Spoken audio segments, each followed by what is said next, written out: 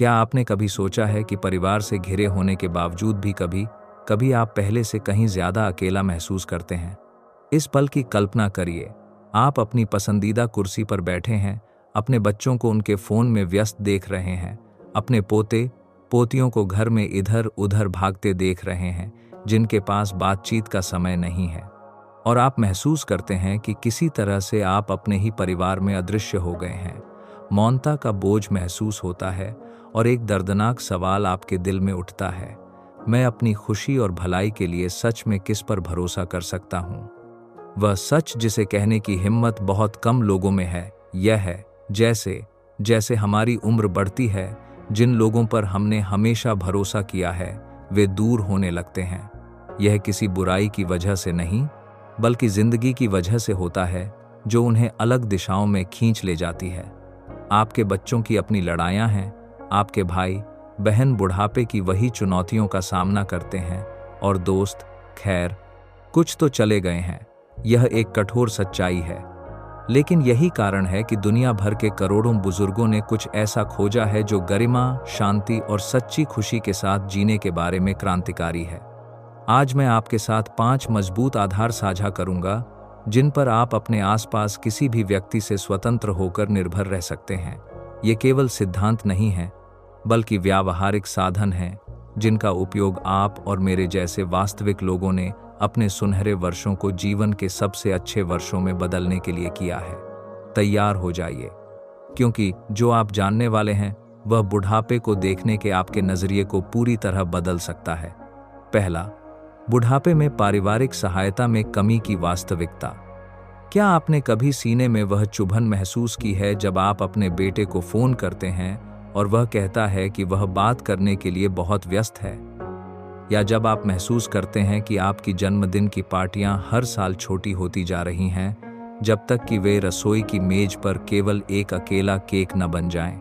यह मूक दर्द जो आप महसूस करते हैं, यह आपकी कल्पना नहीं है। यह उस कठोर सच्चाई है जिसका सामना आपके जैसे करोड़ों लोग करते हैं।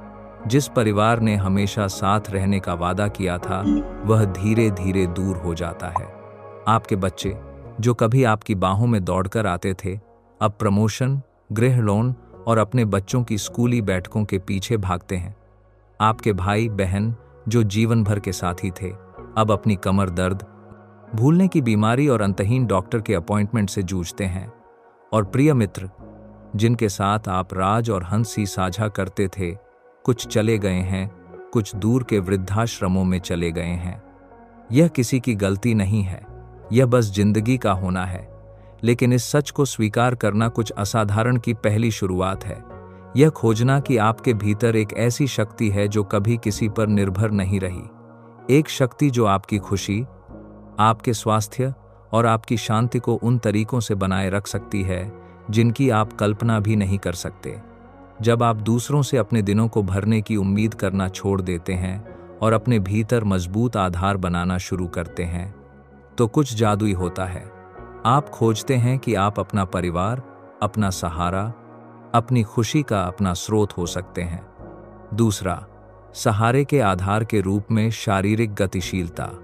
सुबह उठने और महसूस करने की कल्पना करिए कि आपके पैर आपके सबसे अच्छे दोस्त हैं, कि आपकी बाहें अभी भी आपकी खरीदारी उठा सकती हैं, कि आपके पैर अभी भी आपको किसी की मदद मांगे बिना मोहल्ले की बेकरी तक ले जा सकते हैं।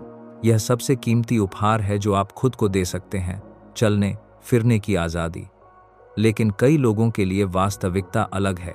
हैरोल्ड जो 78 साल का है, ने मुझे बताया कि एक गिरने के बाद महीनों तक वह घर से बाहर निकलने से डरता रहा। मैं दरवाजे को देखता था जैसे वह कोई राक्षस हो। उसने कहा, मुझे डर था कि मैं फिर गिर जाऊंगा, मदद के लिए चिल्लाना पड़ेगा, अपने परिवार पर बोझ बन जाऊंगा। जब तक कि एक दिन उसने एक सरल निर्णय लिया जिसने सब कुछ बदल दिया। उसने एक छड़ी खरीदी और केवल कोने तक चलने का फैसला किया। वह 5 मिनट की सैर 15 मिनट की, फिर 30 मिनट की हो गई। हैरोल्ड ने खोजा कि हर कदम स्वतंत्रता की घोषणा था। शरीर की हर हरकत इस बात का सबूत थी कि वह अभी भी अपनी जिंदगी के नियंत्रण में है। गतिशीलता का मतलब 70 की उम्र में एथलीट होना नहीं है। यह अपनी गरिमा, अपनी पसंद की जगह पर होने की क्षमता को बनाए रखना है। सुबह बाहों को फैलाना, कुर्सी पर छोटी कसरतें करना, घर के गलियारे में चलना, पैरों को मजबूत बनाने के लिए दीवार का सहारा लेना, ये सरल हरकतें हैं जो दुनिया से चिल्लाकर कहती हैं, मैं अभी भी यहाँ हूँ, मैं अभी भी सक्षम हूँ, मैं अभी भी मायने रखता हूँ। जब आप अपने शरीर में निवेश करते हैं तो आप अपनी आज़ादी में निवेश कर रहे होते हैं। तीसरा, वित्त में सरलता और नियंत्रण। पैसा 60 के बाद आपका सबसे बड़ा दोस्त या सबसे बुरा दुश्मन हो सकता है, और दोनों के बीच का अंतर बैंक खाते के आकार में नहीं बल्कि उसके बारे में आपकी स्पष्टता में है। लोरेन ने इसे सबसे दर्दनाक तरीके से खोजा। 74 साल की उम्र में पति को खोने के बाद वह ऐसे कागजों से घिरी हुई थी जिन्हें वह समझ नहीं पाती थी, ऐसी जगहों से बिलाते थे जिनका अस्तित्व भी उसे पता नहीं था, और लगातार नियंत्रण खोने की भावना थी। मैं मध्यरात्रि में इस चिंता के साथ उठती थी कि बिजली का बिल भरने के लिए पैसे हैं या नहीं। उसने आंसुओं के साथ बताया, यह पैसे न होने के बारे में नहीं था, यह अपने ही पैसों को न समझने के बारे में था। बदलाव तब आया जब उसने एक साहसिक निर्णय लिया, सब कुछ सरल बनाना। उसने उन पत्रिकाओं की सब्सक्रिप्शन रद्द कर दी जो वह सालों से नहीं पढ़ती थी। बड़े घर के बदले छोटे और आरामदायक अपार्टमेंट में चली गई, जिसे वह स्वतंत्रता फंड कहती है। केवल आपातकाल के लिए अलग खाता बनाया जो मेटी है, आपातकाल के लिए अलग खाता बनाया जो बहा सालों से अलग खाता बनाया। वो से गेसकर्ता बाद के लिए सालों से दिखाई न दे है, उसे मानसिक शांति देता है। अब मैं बिल्कुल जानती हूं कि कितना आता है और कितना जाता है, वह गर्व से कहती है, और हर रात चैन से सोती हूं। जब आपकी वित्तीय स्थिति इतनी सरल हो कि आप इसे 5 मिनट में किसी दोस्त को समझा सकें, तो आप केवल संख्याओं को व्यवस्थित नहीं कर रहे, आप अपने मन, अपने दिल और अपने भविष्य को व्यवस्थित कर रहे हैं। वित्तीय सरलता स्प्रेडशीट के भेष में भावनात्मक स्वतंत्रता है। चौथा, भावनात्मक सहारे के रूप में दैनिक स्वास्थ्य दिनचर्या। सुबह ठीक 6 बजे फ्रैंक उठता है, गैस जलाता है और चाय के लिए पानी चढ़ाता है। यह केवल चाय नहीं है, यह एक पवित्र अनुष्ठान है जो एक और दिन की शुरुआत का संकेत देता है जिसमें वह अपनी जिंदगी के नियंत्रण में है। 81 साल की उम्र में फ्रैंक ने खोजा है कि स्वास्थ्य केवल दवाओं और डॉक्टर की जांच के बारे में नहीं है, यह हर दिन दोहराए जाने वाले आत्म प्रेम के छोटे कार्यों के बारे में है। चाय के बाद हॉल में हल्की स्ट्रेचिंग आती है, 5 मिनट कंधे हिलाना, घुटने मोड़ना, गहरी सांस लेना। फिर नाश्ते की मेज पर समय के अनुसार व्यवस्थित दवाएं, हर एक अपने सही समय पर। इसके बाद मोहल्ले में 30 मिनट की सैर, पड़ोसियों को नमस्कार, चेहरे पर धूप महसूस करना, दुनिया और खुद को याद दिलाना कि वह अभी भी जिंदा और जीवंत है। ऐसे दिन होते हैं जब मन नहीं करता, फ्रैंक मानता है। ऐसी सुबह होती हैं जब शरीर दर्द करता है, बारिश होती है, उदासी दबाती है। लेकिन मैंने एक बात खोजी है, जब मैं बिना मन के भी अपनी दिनचर्या करता हूँ तो वह मुझे संभाल लेती है, जैसे मेरी अपनी देखभाल मुझसे कह रही हो, तुम इसके लायक हो, तुम इस प्यार के हकदार हो, तुम अभी भी मायने रखते हो। आपकी स्वास्थ्य दिनचर्या केवल शरीर के बारे में नहीं है, ये वे संदेश हैं जो आप रोज अपनी आत्मा को भेजते हैं। मैं अपनी परवाह करता हूँ, मैं देखभाल का हकदार हूँ, मैं अच्छे से जीने का चुनाव करता हूँ। पिया गया हर गिलास पानी, की गई हर स्ट्रेचिंग, सही समय पर ली गई हर दवा इस बात की घोषणा है कि आपने अपने आप को हार नहीं मानी है। 5वां, स्वसमर्थित सहारे के रूप में छोटी आदतें। मारिया रेजिना हर दिन सुबह 7 बजे अपना बिस्तर व्यवस्थित करती है। यह एक मामूली विवरण लग सकता है, लेकिन उसके लिए यह इससे कहीं ज्यादा है। जब मैं अपना बिस्तर व्यवस्थित करती हूँ, वह शर्मीली मुस्कान के साथ कहती है, तो मुझे लगता है कि मैं अपनी जिंदगी व्यवस्थित कर रही हूँ। यह दिन की मेरी पहली देखभाल की क्रिया है और यह मुझे याद दिलाती है कि मैं अभी भी अपनी देखभाल कर सकती हूँ। बिस्तर के बाद घर के सभी पर्दे खोलने का अनुष्ठान आता है।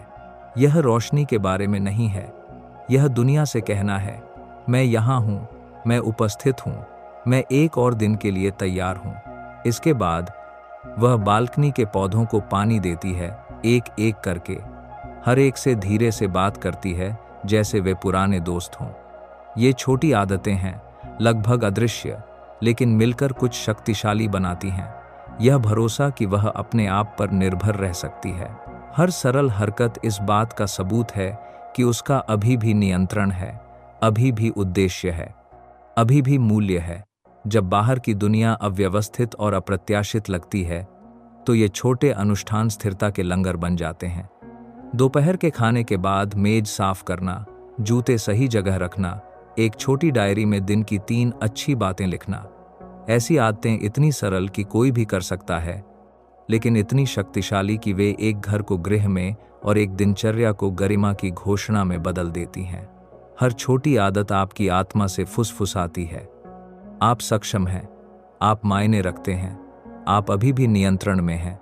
छठा, भीतरी शक्ति के रूप में भावनात्मक लचक। आइलीन ने 3 साल पहले अपने पति को खो दिया था और लंबे समय तक महसूस करती रही कि उसने अपने आप को भी खो दिया है। मुझे पता नहीं था कि उसके बिना मैं कौन हूं, उसने मुझसे कहा। मैं सुबह उठती थी और बिस्तर से उठने का कोई कारण नहीं दिखता था, जब तक कि एक रात, खासकर अकेलापन महसूस करते हुए, उसने हॉल की मेज पर एक मोमबत्ती जलाई और अंधेरे में लौ को नाचते देखा। उस पल कुछ बदल गया। मोमबत्ती ने मुझे याद दिलाया कि मैं अभी भी यहाँ हूँ। उसने कहा, मेरे भीतर अभी भी रोशनी है, मैं अभी भी दुनिया में गर्माहट ला सकती हूँ। तब से हर रात सोने से पहले आइलीन अपनी मोमबत्ती जलाती है। यह अंधविश्वास नहीं है, यह पहचान का एक अनुष्ठान है। मैं एक और दिन बच गई, मैं उपस्थित हूँ, मैं अभी भी मायने रखती हूँ। भावनात्मक लचक दर्द न महसूस करने के बारे में नहीं है, यह सब कुछ गहराई से महसूस करने और फिर भी खड़े रहने के बारे में है। यह आईने में आंसुओं को देखकर कहना है, रोना ठीक है, महसूस करना ठीक है, लेकिन मैं अपने आप को हार नहीं मानूंगी। यह खोजना है कि आपके भीतर एक ऐसी शक्ति है जिसने आपको दशकों की चुनौतियों के दौरान संभाला है और अभी भी कई साल और संभाल सकती है।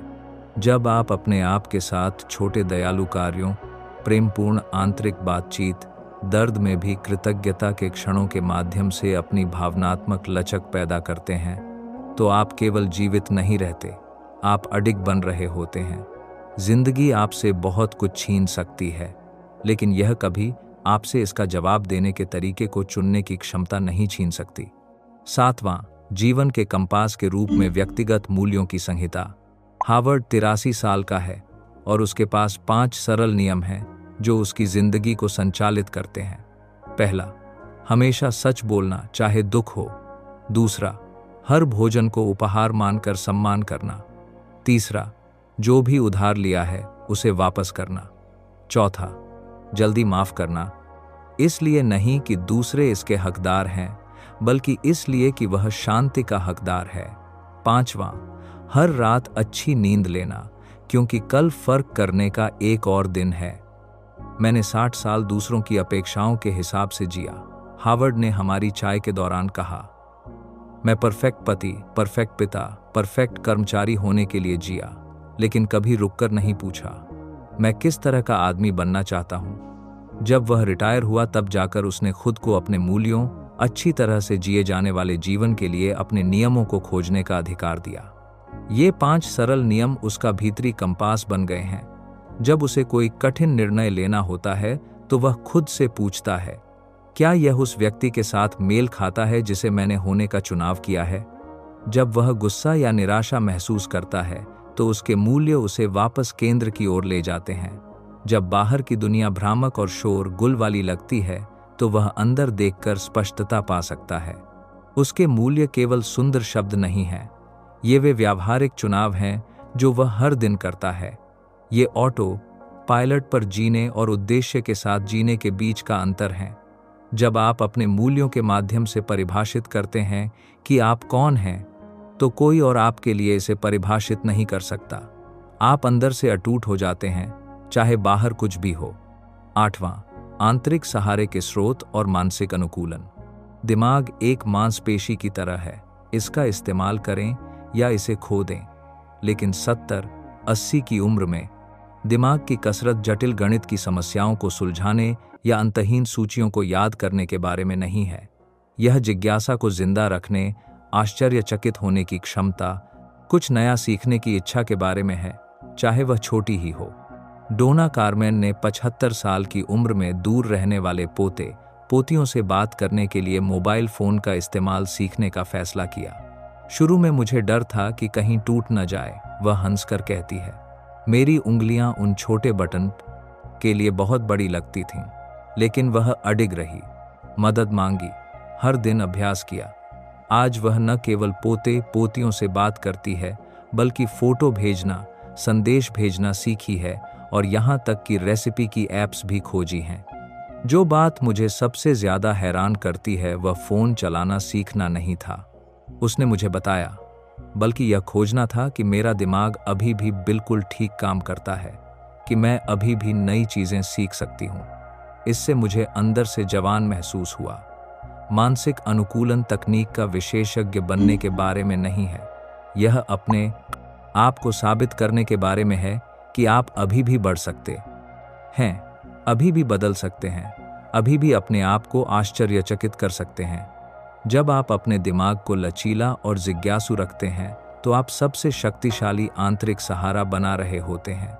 यह विश्वास कि आप जिंदगी जो भी लाए उससे निपट सकते हैं, इसलिए नहीं कि आप सारे जवाब जानते हैं, बल्कि इसलिए कि आप जानते हैं कि जिन जवाबों की जरूरत है उन्हें सीख सकते हैं।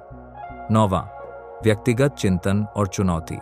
हम इस यात्रा के अंत में एक साथ पहुंचे हैं, लेकिन वास्तव में हम आपकी शुरुआत में पहुंचे हैं, क्योंकि जिस सब चीज की हमने यहाँ बात की है वह तभी सच होती है जब आप इसे अमल में लाने का फैसला करते हैं, जब आप अपना खुद का सहारा, अपनी खुद की शक्ति का स्रोत, अपना सबसे भरोसेमंद साथी होने का चुनाव करते हैं।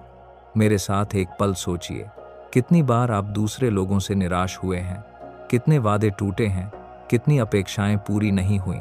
अब सोचिए, कितनी बार आपने अपने आप को निराश किया है जब आपने वाकई अपने आप से वादा किया था। सच यह है कि आप अपनी जिंदगी में सबसे भरोसेमंद व्यक्ति हैं और हमेशा रहे हैं। तो मैं आपको चुनौती देता हूं, आज हमने जिन 9 सहारे के स्रोतों की खोज की है उनमें से एक को चुनें, केवल एक। यह आपकी वित्तीय स्थिति व्यवस्थित करना हो सकता है, स्वास्थ्य की दिनचर्या बनाना हो सकता है, अपने व्यक्तिगत मूल्य तय करना हो सकता है। छोटी शुरुआत करें, आज ही शुरू करें, अधूरे से शुरू करें, क्योंकि परफेक्शन लक्ष्य नहीं है। लक्ष्य यह है कि आप अपने आप को साबित करें कि आप अपने आप पर भरोसा कर सकते हैं। और जब आप फर्क महसूस करना शुरू करें, जब आप महसूस करें कि आपकी खुशी अब आपके अलावा किसी और पर निर्भर नहीं है, जब आप खोजें कि आपकी शांति बाहर से नहीं बल्कि अंदर से आती है, तो आप सबसे मुक्तिदायक सच्चाई समझेंगे। आप कभी अकेले नहीं थे, आपके पास हमेशा खुद का साथ था, और यह हमेशा पर्याप्त था, हमेशा पर्याप्त से ज्यादा था, हमेशा सब कुछ था। अगर आप मेरे साथ यहाँ तक पहुँचे हैं तो इसलिए कि आपके दिल के भीतर कुछ ने एक सच्चाई को पहचाना है जिसे स्वीकार करने की हिम्मत आप में पहले शायद नहीं थी, कि परिपक्वता में खुशी, स्वास्थ्य और शांति आपके अलावा किसी और पर निर्भर नहीं है। और यह खोज, शुरुआत में चाहे जितनी डरावनी लगे, वास्तव में आपके जीवन की सबसे बड़ी मुक्ति है। जरा सोचिए, कल इस जानकारी के साथ उठना कि आपकी खुशी फोन आने पर निर्भर नहीं है, कि आपकी सुरक्षा इस पर निर्भर नहीं है कि कोई आपके लिए उपलब्ध हो, कि आपकी शांति इस पर निर्भर नहीं है कि कोई आपको मान्यता दे या साथ दे। अपनी खुशी के लिए पूरी तरह जिम्मेदार होने की आज़ादी की कल्पना करें। यह अकेलापन नहीं है, यह शक्ति है। जब आप रोज छोटी स्ट्रेचिंग के साथ अपने शरीर की देखभाल करते हैं तो आप कह रहे होते हैं, मैं गरिमा के साथ चलने फिरने का हकदार हूँ। जब आप अपनी वित्तीय स्थिति को सरल बनाते हैं तो आप घोषणा करते हैं, मेरा चिंता के बिना जीने का अधिकार है। जब आप स्वास्थ्य की दिनचर्या बनाते हैं तो आप पुष्टि करते हैं, मैं अपनी देखभाल करने में सक्षम हूँ। हर छोटी आदत, हर मूल्य जो आप तय करते हैं, लचक का हर पल जो आप पैदा करते हैं, इस बात का जीवंत प्रमाण है कि आप कभी कमजोर नहीं थे। आप हमेशा मजबूत थे, बस आपको अभी तक पता नहीं था। परिवार सहयोग कम कर सकता है, दोस्त जा सकते हैं, दुनिया बदल सकती है, लेकिन आप बने रहते हैं और आपके भीतर वह सब कुछ है जिसकी आपको अपने आने वाले वर्षों को अपनी जिंदगी के सबसे अच्छे वर्षों के रूप में जीने के लिए जरूरत है।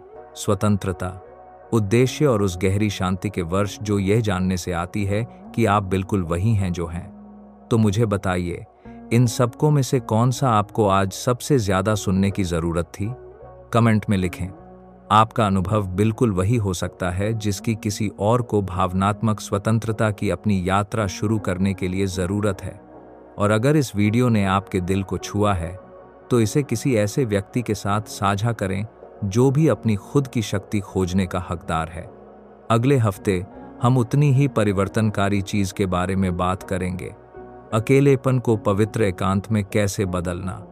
तब तक याद रखें, आप जितना सोचते हैं उससे कहीं मजबूत हैं और हमेशा रहे हैं।